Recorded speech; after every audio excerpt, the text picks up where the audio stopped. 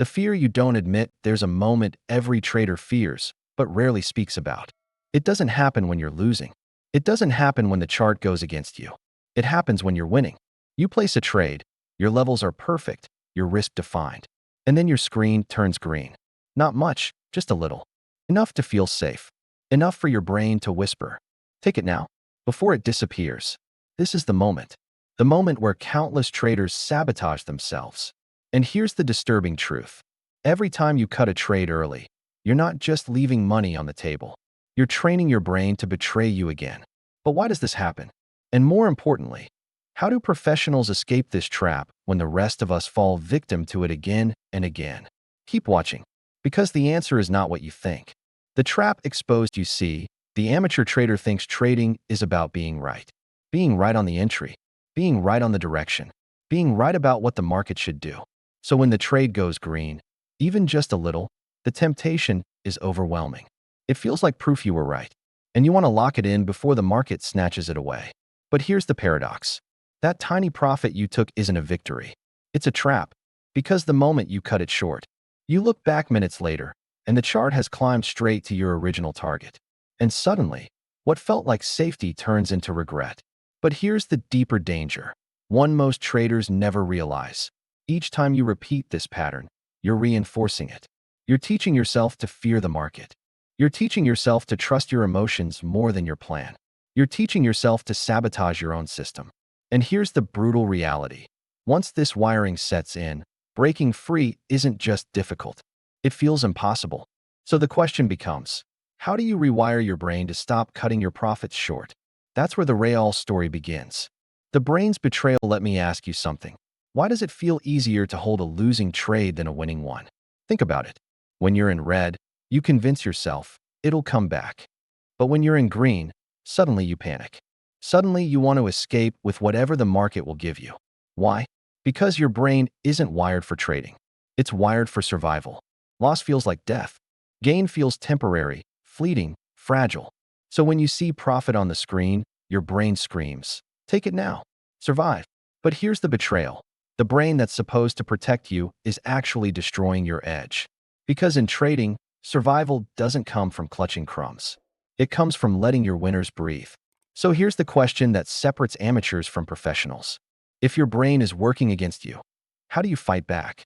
The professional shift. Here's the paradox of professional trading. Professionals lose more often than amateurs, yet make more money. How? Because amateurs are obsessed with winning. They'll take 10 tiny wins, feel good, then one big loss wipes them out. Professionals, on the other hand, don't care about being right. They care about the math. They know they can be wrong 6 times out of 10 and still walk away richer if they let their winners pay for their losers. Here's the hard truth. The amateurs need to be right creates the exact behavior that keeps them broke. Closing trades too early, grabbing pennies in front of a steamroller, while the professional accepts being wrong, and as a result, gives themselves permission to hold for the big moves.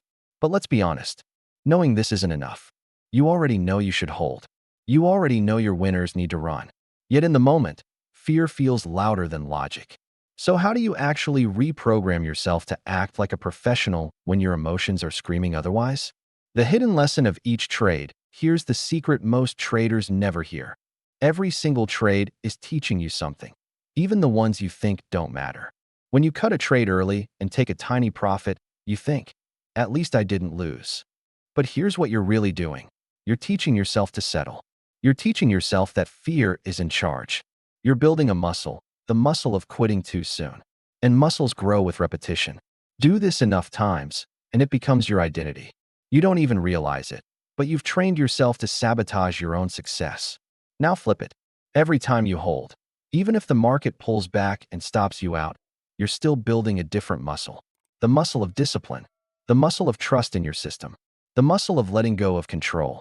And eventually, that muscle pays off. Here's the painful irony. The traders who win 10 trades in a row but cut them short are in worse shape than the trader who loses 7 trades in a row but holds to plan. Because one is sabotaging their future, the other is building a foundation. So the real question becomes, what is the single rule you can live by to break free from this cycle once and for all? The final rule. Here it is. The law of trading that separates amateurs from professionals. Never decide in the moment. Decide before the trade. Because in the heat of the trade, you are not rational. You are emotional. And emotions will always betray you. Your stop loss? That's the decision you made before. Your take profit? That's the decision you made before. And your job, once the trade is live, is not to think. It's to follow through. This is the final loop closed. You don't cut trades early because of the market. You cut them early because you gave your brain permission to overrule your plan.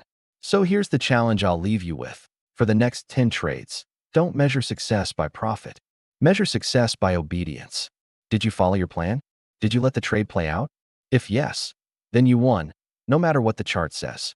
Because the day you stop cutting trades early is the day you stop sabotaging your future. And that's the moment you transform from an amateur into a professional. Closing, so let me ask you this. What's harder for you, holding losers or holding winners? Drop it in the comments, because I promise you're not alone. If this video hit you, if you saw yourself in these words, then make sure you subscribe. Because this journey, rewiring your brain, building discipline, and finally trading like a professional, it doesn't happen in one video. It happens step by step. And I'll be here, every step with you.